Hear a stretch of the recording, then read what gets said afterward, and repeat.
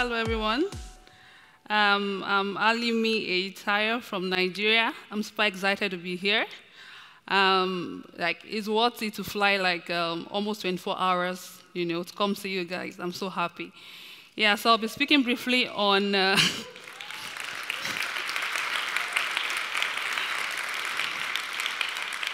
Thank you.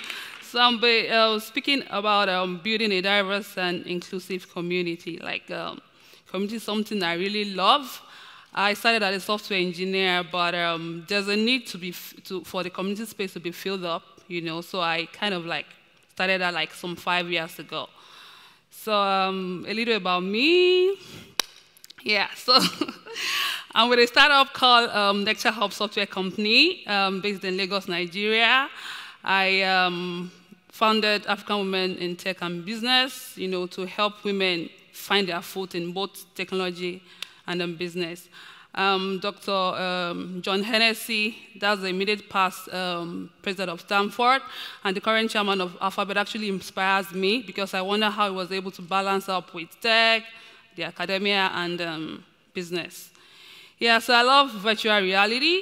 I published the first VR research work in Africa because I love VR, yeah. So I love sea diving and skydiving as well. So I just completed my first ever, sea diving, so I'm happy about it.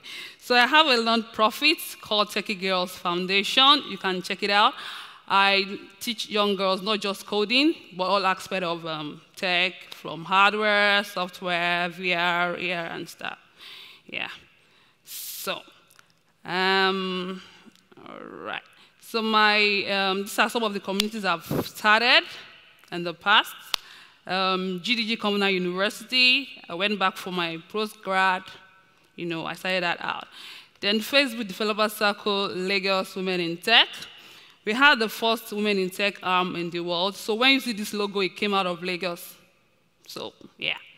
So then TEDx Communal University, still up and running, Women Tech Makers Order.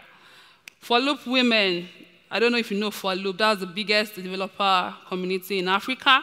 We have over 20,000 developers altogether there. I handle the women arm. So I started Kotlin users Nigeria. I love Kotlin so much. I started Android Learning Community in Ota, Nigeria. I'm happy building people because there's no way I can build 600 Android apps in a year.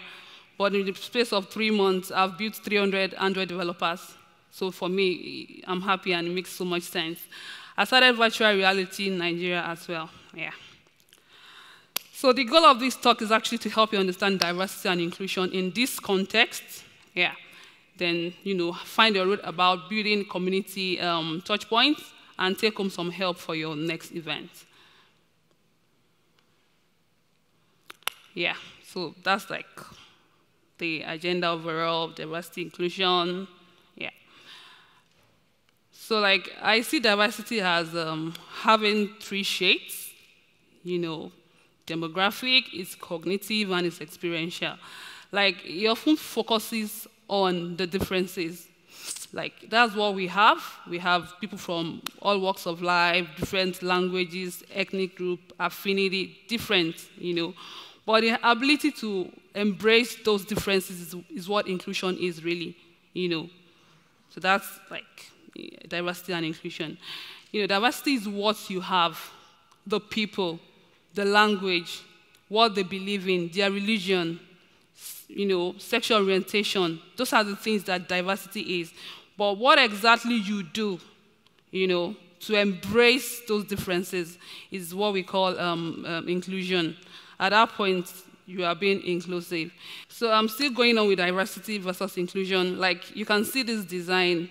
I'm not sure you're going to pay for it if it's just a single color or a single pattern or just an object in it. So what this is that it's a combination of a lot of things. The phone in there is the container, while the elements, the colors, the sets that you see there, the fonts, the icons, they are what is contained in inclusion, which is the phone itself. Okay, So I have this quote that if you want to embrace inclusion, you have to try and figure out diversity. Like I said, it's not easy for you to be in the same office with someone that doesn't probably understand your accent, your language, you have different religious beliefs. It's not easy, but you just have to try and figure it out if you really want to embrace inclusion. Like, if you want to be a great leader for inclusion, just try and figure it out. Like, embrace the differences, the colors, the race, just try and embrace everything, and of course, you'll be fine.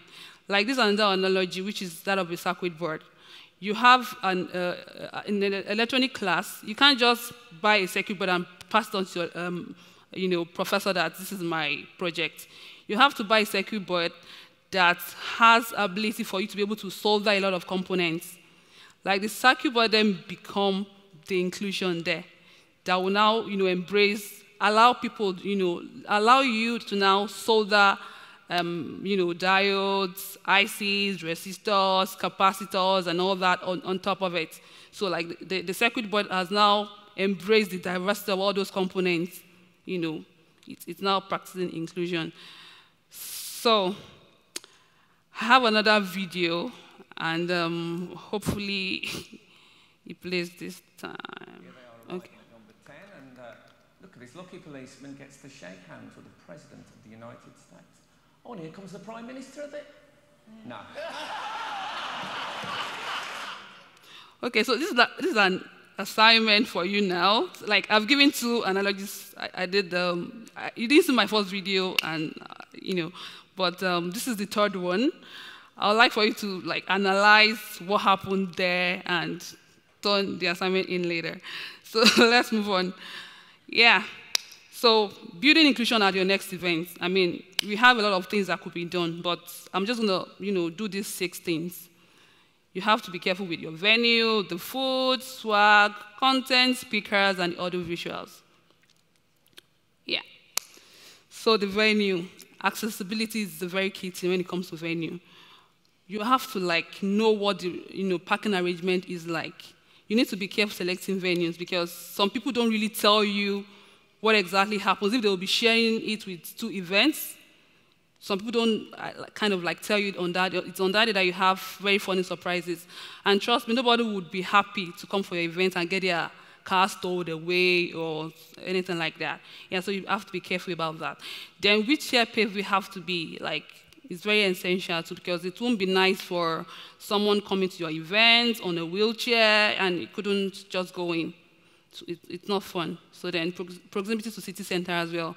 Some events are far away, and if you want to choose a event that's very far away, ensure you make ample plans for commuting, so people won't have challenges moving to your event and from your event at the end. You have to ensure that people don't also rob the bank to attend your events. There are some events that okay, when I see events, I kind of check the venue. If it's too far away, I'm just going to decline. Because I don't want to have so many troubles before accessing an event.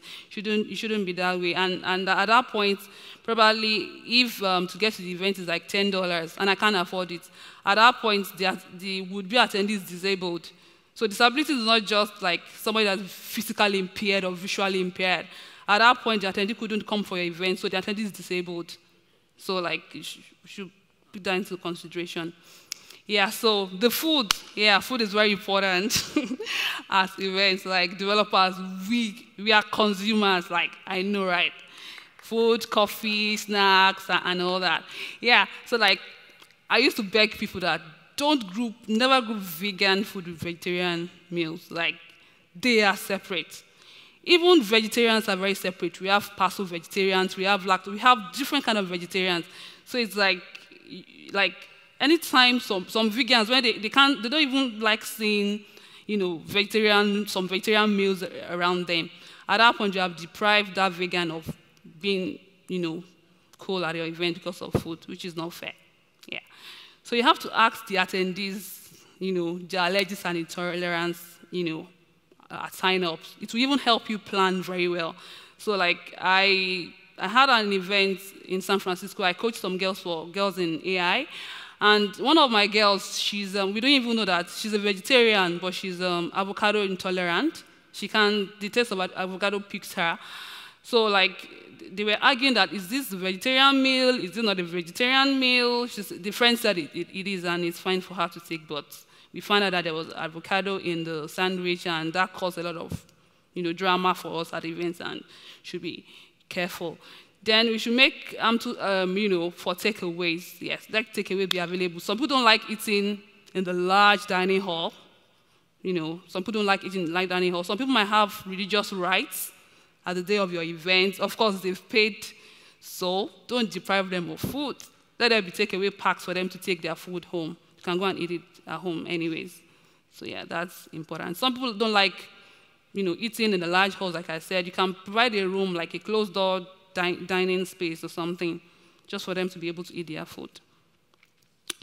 Then swag, another very important part of a conference. So colors, like, sometimes I usually do swags of like 2-3 colors. And then I ask the attendees and on sign-ups, what would you like?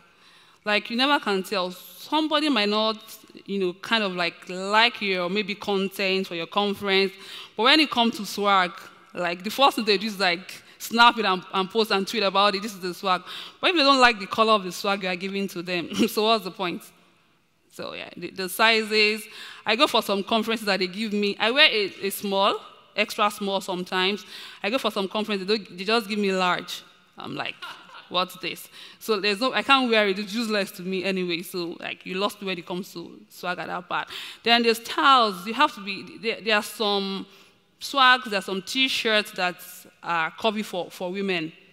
Yeah. So you shouldn't just make straight T-shirts for everybody. Like, some women love curvy T-shirts, shapy T-shirts. So that should be put into consideration as well. Yeah, so anytime I create content for conferences, I don't start from beginners. I start from enthusiasts.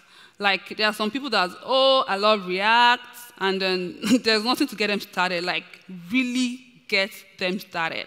So what happens if there's some guy from some village and is trying to learn technology? He's an enthusiast. So if he comes to your conference, what happens to him? He doesn't enjoy the conference because you are speaking some language that he doesn't understand. So it's always good to put enthusiasts, in consideration at conferences.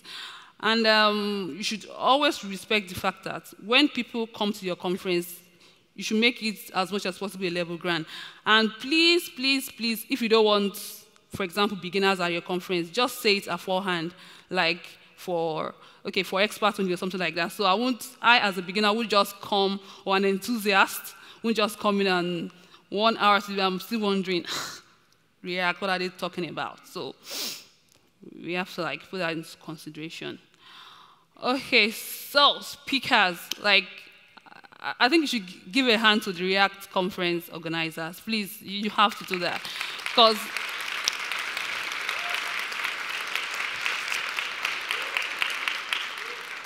yes, because this is the most diverse conference I've ever attended in a very long time. Like, from the speakers, different colors, race, accents, like different accents on the same stage. It's super amazing. So that's what inclusion is at your event. Like, there are a lot more things that needs to be done, really, but I'm just going to stop with these few ones. Yeah, audiovisuals.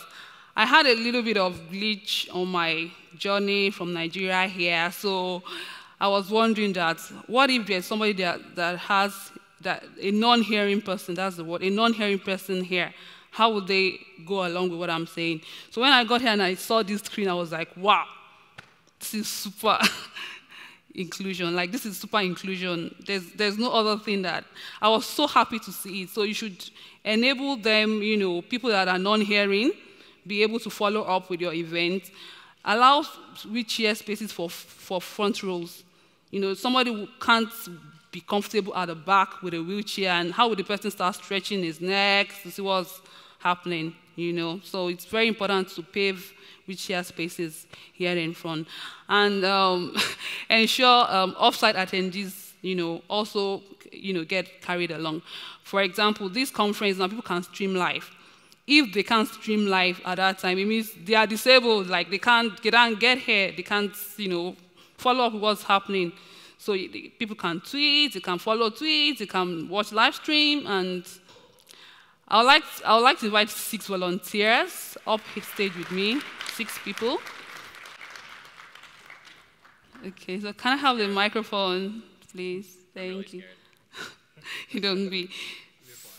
Okay, I need 6 people. We just have 3. What's happening? Yeah, thank you.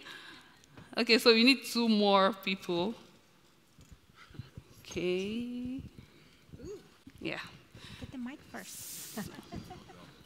All right, yeah, thank you. Yeah, so now what we want to do is practice inclusion. What will happen is you will start a sentence that she will have to complement and complete. Okay. Yeah, so then it goes, and we form a sentence from that. So let's go. I am.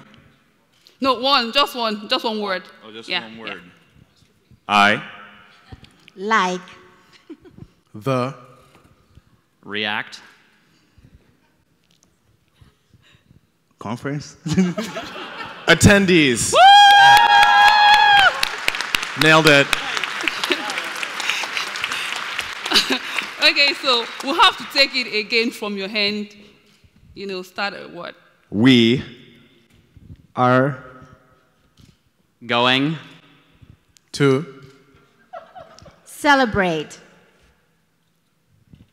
hard. Thank you so much. Thank you.